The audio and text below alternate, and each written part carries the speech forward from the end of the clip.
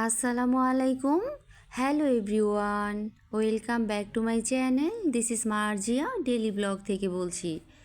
কেমন আছেন সবাই? আশা করি সবাই ভালো আছেন। আমিও আল্লাহর রহমতে অনেক ভালো আছি। তো প্রতিদিনের মতো আজকেও একটি নতুন ডেইলি ব্লগ নিয়ে চলে আসলাম আপনাদের মাঝে।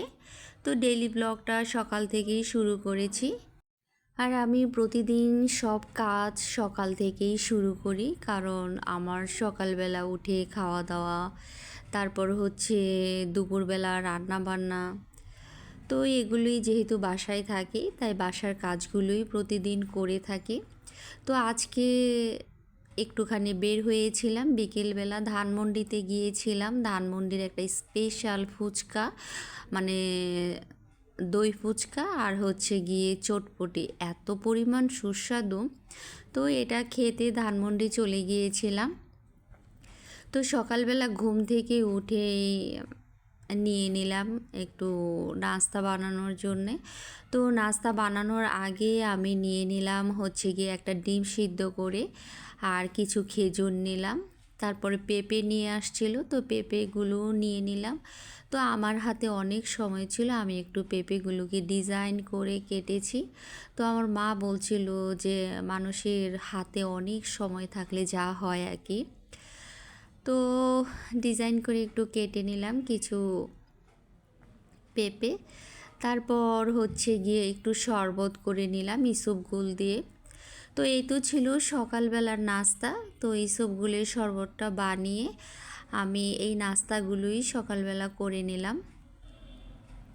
তো সকালবেলার নাস্তা করতে করতেই তো দুপুরবেলার রান্নাবান্নার সময় হয়ে যায়, যেহেতু একদমই অল্প একটা সময় থাকে সকাল থেকে। আর যখন গরমের সিজন থাকে তখন তো দিনটা অনেক বড় থাকে, তাই মনে হয় যে অনেক কাজ করার পরেও না অনেক সময় থাকে। তো সকালবেলা ওই সময়টা আর পাওয়া যায় না। তো নাস্তা করার পরে হচ্ছে গিয়ে দেখলাম বাজার চলে আসছে। তো আজকে বাজার থেকে মুরগি এনেছিল, তারপরে হচ্ছে গলদা চিংড়ি এনেছে, আর ছোট ছোট চিংড়ি মাছ এনেছিল। তো এই সবগুলো আমি সুন্দর করে কেটে নিলাম। আর ছোট ছোট চিংড়ি মাছগুলো দিয়ে মানে করলা দিয়ে ভীষণ খেতে ইচ্ছে করছিল, অনেক দিনই করলা খাওয়া হচ্ছে না, তাই আজকে হচ্ছে চিংড়ি মাছ নিয়ে আসছে। তো সবগুলো বাজার আমি সুন্দর করে গুছিয়ে নিলাম, এর মধ্যে সবজিও নিয়ে আসছে অনেকগুলো।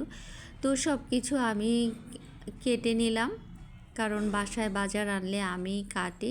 তো মুরগিটাকে কেটে নিলাম, তারপরে হচ্ছে মাছগুলোকে সুন্দর করে কেটে নিলাম। তো কাটার পরে তো চলে গেলাম ধোয়ার জন্যে। তো সারাদিন হচ্ছে কাজ করতে করতে মনে হয় যে কখন সময় চলে যায়, সময় পাওয়া যায় না। সময় এতভাবে দৌড়ে যায়, সময়ের সাথে আসলে দৌড় দিয়ে পারছিই না। তো যাই হোক, কিছু করার নাই, এর মধ্যে করতে হবে। তো অলরেডি আমার মাছগুলো সব কাটা হয়ে গিয়েছে, তো সুন্দর করে ধুয়ে নিলাম। ধোয়ার পরে তো মা মুরগিটা বসিয়ে দিল, আর হচ্ছে গিয়ে আজকে আমি চিংড়ি মাছ দিয়ে করলা রান্না করেছি। আর এই পেঁয়াজ পাতাগুলো হচ্ছে আপুর ছাদ বাগানের, কারণ আপুর ছাদ বাগানে অনেক পেঁয়াজ পাতা হয়েছে, আর এই পেঁয়াজ পাতাগুলো নিয়ে আসছে। তো ওগুলো দিয়েই ভাবলাম যে পেঁয়াজ পাতা দিয়ে চিংড়ি মাছ দিয়ে রান্না করব। তো মা বলছিল যে সিম দিয়ে চিংড়ি মাছ দিয়ে রান্না করার জন্য, আমি বলতেছি না, যেহেতু একদম টাটকা পেঁয়াজ পাতাগুলো আছে তাই হচ্ছে ওগুলো দিয়েই রান্না করব। তো মার কিছু বলে না, আমি যদি বলি এটা দিয়ে এটা রান্না করে খেতে ইচ্ছে করছে, তারপর মার এরপরে কিছুই বলে না।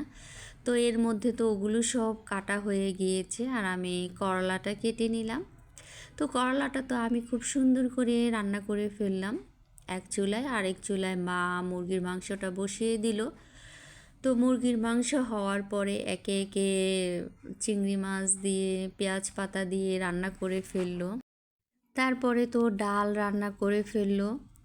তো এত সারাদিন কাজ আর খাওয়া দাওয়া, আমার এই এক কাজ।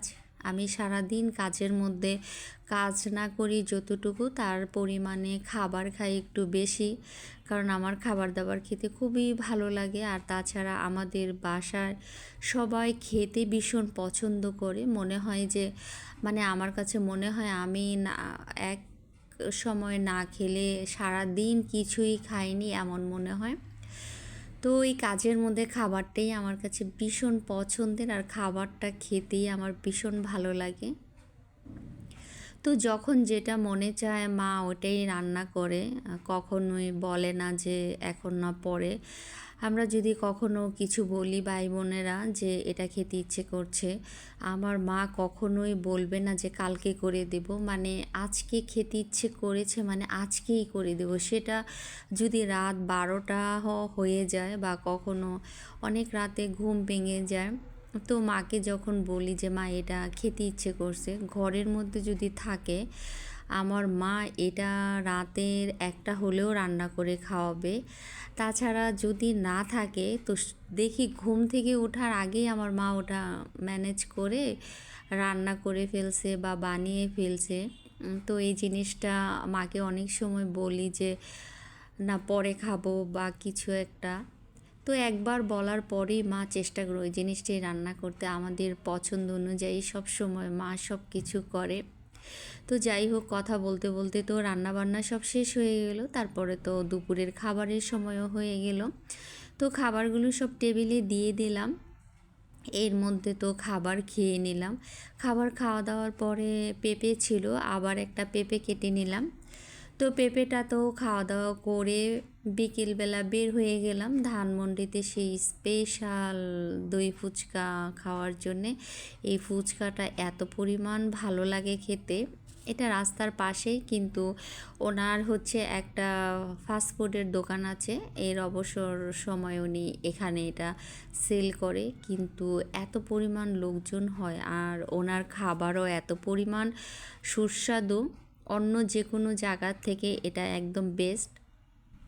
তো গিয়েই প্রথমে ফুচকা অর্ডার দিয়ে দিলাম, একটা নর্মাল ফুচকা খেয়ে নিলাম, তারপরে একটা চটপটি খেয়ে নিলাম, তারপরে হচ্ছে গিয়ে আবার অর্ডার দিয়ে দিলাম দই ফুচকা। তো খাওয়ার পরে না একদম পেট ভরে গিয়েছিল, যে এতগুলো খাবার খেতে পারছিলাম না। তারপরও দই ফুচকাটা খেতে একটু কষ্টই হয়েছিল, কারণ চটপটি তারপর একটা নর্মাল ফুচকা খেয়েছি, তারপর দই ফুচকাটা দিয়েছি।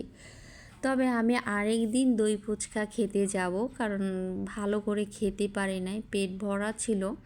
তো এত মজার একটা খাবার তৃপ্তি করেই খেতে পারি নাই, খেয়েছি অনেক কষ্ট করে। তো খাওয়া দাওয়ার পরে একটু ঘোরাফেরা করে তারপরে তো ক্ষুধা লেগে গিয়েছে, তারপর ঢুকে গেলাম একটু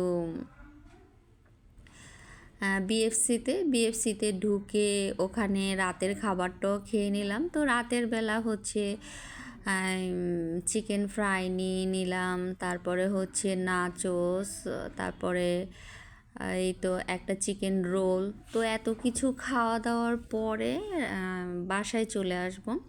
তো ভাবছি রাতের বেলা যেহেতু এত খাবার খেয়েছি, তো খাওয়ার পরে বাসায় গিয়ে আর খাবো না, এই খাওয়াই শেষ খাওয়া, আল্লাহ বাঁচাইলে সকালে খাবো।